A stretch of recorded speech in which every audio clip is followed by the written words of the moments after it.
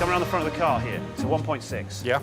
Interrupt the manifolds OK. with the turbo. You want to put a turbo on there? Absolutely. OK, I think that's a pretty good modification. We haven't had this car with any electrical life in it whatsoever. Got a jump pack on here. Right. See if we can get any action out of this old baby. OK, charge lights, that's good. Try it again. Come on.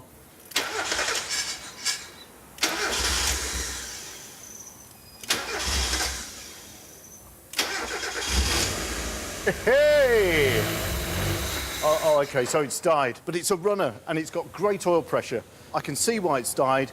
There's an airflow meter that's missing from there.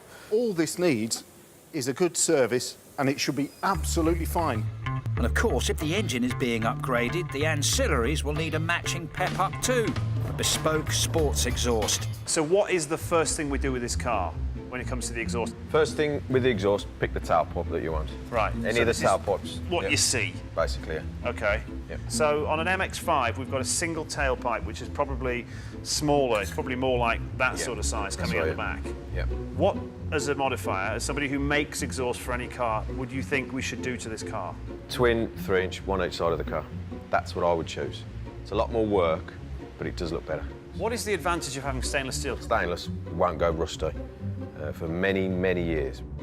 Most car manufacturers leave plenty of room for improvement when it comes to exhausts. That's not to say that cars are poorly made, but many companies will often choose the least expensive alternative. So an aftermarket performance exhaust can free some of the power in your engine. I'm just going to take that for the crack. OK. Right. Back at the workshop, and Fuzz's full engine service has already turned into a bit of a major overhaul, starting with replacing this 25-year-old car's perishing rubber parts, including the rather tricky cam belt. I have to get the power steering and air conditioning belt off so that I can then gain access into the cam belt, which runs all the way along the top and down to the crankshaft at the bottom. Cam belts are vital to an engine's smooth running as they synchronise the valves that let the petrol air mix in and the exhaust gases out. If this timing goes wrong, the results can be a disaster.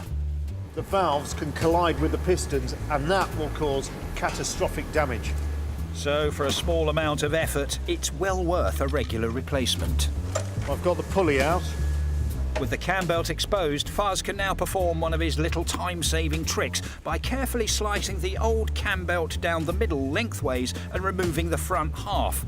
The new cam belt can be simply slid on without affecting the engine's timing. Although, beware of doing this at home unless you really know what you're doing. I can cut the back bit of the old belt now. Just ease the new belt home. A little fuzzy top tip. Right, so this is the inside of a silencer. Yeah.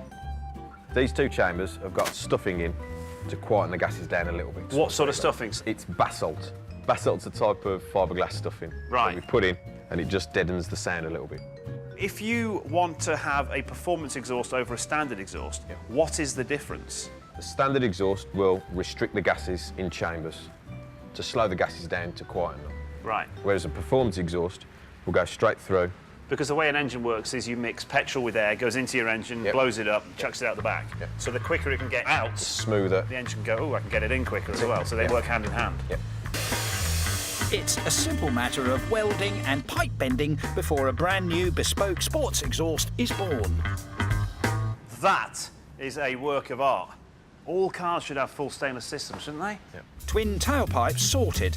But before they can go on the car, Fuzz needs to overhaul the engine. And having put on a new cam belt, he's now making sure it's kept nice and tight by replacing the worn belt tensioners. I'm just going to make sure I retain the tension on the belt, just using a cable tie for now. Thread the cable tie round behind the belt. OK, so that's all held in place. There's the tensioning pulley. This has done 60,000 miles worth of motoring, and if this fails, it will seize up and the belt will just break, and then the engine being knocked out of timing and it will just come to a halt. Let's put on the tensioner. Just making sure that that spring's on and everything's all nice and tight. So I'm going to cut these cable ties, pull those out of the way. Good for another 60,000.